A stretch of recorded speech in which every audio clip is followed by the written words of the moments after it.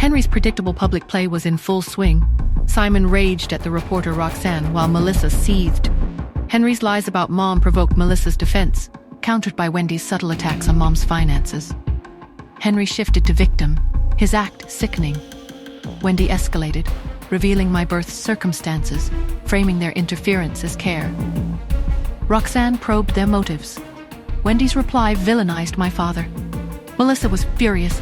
Grandma's cane struck the floor. Could I reveal the truth without ruin? What price would exposure demand? And staring into the lens, could I defeat their lies?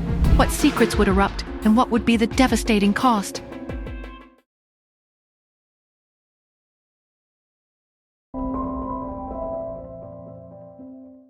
Mrs. Anderson's fury was a palpable thing, a heavy silence vibrating in the air. But the sight of Nora, standing at the foot of the stairs with an almost serene calm, gave her pause. "Do you have a way of dealing with them, Nora?" Grandma asked, her voice low and steady. I nodded, a small, knowing smile playing on my lips. I sat down beside her, picked up my phone, and checked the time. I closed the chat app and opened Roxanne's live stream. Grandma watched me, her brow furrowed with concern. I didn't seem to be taking any of the hurtful comments personally at all. I waved my phone at Grandma, a newfound confidence settling over me. "It's okay, Grandma. I'm going to go out there." Fear flickered in Grandma's eyes, afraid that they might physically attack me. She rose shakily, using her walking stick for support. She followed me towards the front door. As we stepped outside, the scene that greeted us was almost comical. Henry and Wendy stood hand in hand, their faces a picture of wounded innocence, tears glistening in their eyes. "Back then," Wendy was saying, her voice trembling slightly for the benefit of the camera, "Nora's mother never mentioned anything about her family. I had no idea. But Nora needed a mother, and I felt so sorry for her loss. That's why I married Henry." Henry reached out, patting Wendy's shoulder soothingly, his expression one of long-suffering virtue. He turned to Simon, his voice laced with a wounded plea. "I know all of you are treating me this way because you're unhappy that I remarried, but a man like me really can't take care of a baby well by himself, and Nora was so frail and sickly." He paused, sighing dramatically for the live audience, shaking his head with carefully crafted regret. "I'll never forget that one time when Nora got really sick. We had no choice.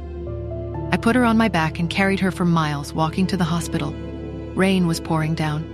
Finally, a kind soul saw us out there and drove us the rest of the way. Wendy ignored her own child to focus on Nora because she needed all the attention we could give her.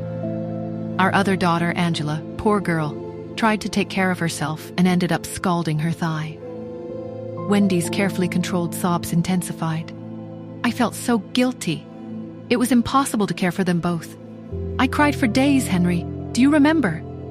I let out an icy scoff, the sound cutting through their theatrical display. It was astounding how Henry could twist and distort the truth. The reality was that he and Wendy had taken Angela on a lavish vacation, leaving a 5-year-old me locked up at home. I had gone to the kitchen to cook myself some noodles. The pot had been too heavy, and the scalding water had spilled across my thigh, leaving a scar I still bore. I stepped fully onto the porch, my gaze settling on Roxanne, who spotted me instantly. She shoved the microphone in my face, her eyes gleaming with journalistic anticipation. "Miss Smith? Are you Miss Smith? Did you just wake up? Do you have anything to say to your father and stepmother?" Upstairs, in the study, Cherry leaned against the window, her small face etched with worry as she watched the commotion below. She couldn't hear everything, but she understood enough to know that those people were hurting her mom. She wished she could run downstairs and defend her. Across town, in the Hunt's family home, Pete was playing with his toys when his phone beeped. He picked it up, his eyes widening with fury as he read Cherry's video of the scene. He sent Cherry a voice message, his tone fierce. "That's the grandpa who threw you away, Cherry. Open the window and pour a cup of hot water on him. Pour it all over his face." Justin, who had followed Pete into his room, frowned deeply as he listened to his vengeful message. He texted Lawrence, instructing him to monitor the live stream. Lawrence quickly sent him the link. Justin watched the comment section, his anger rising. "Investigate this. Find out how that live stream became so popular.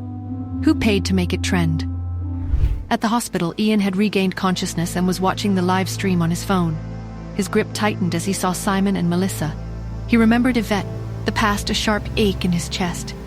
He pieced together the situation, his jaw clenching at the sight of Henry. That pathetic excuse for a man, he thought bitterly. Yvette deserved so much more. A wave of protectiveness for Nora washed over him. I took a deep breath, the cool morning air filling my lungs. It was time for my performance. Will I be able to shift the narrative?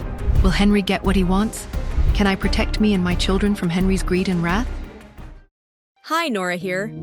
If you are wondering what happens next, then download the Pocket FM app and listen to the exciting episodes of Saving Nora Now with the link in the description.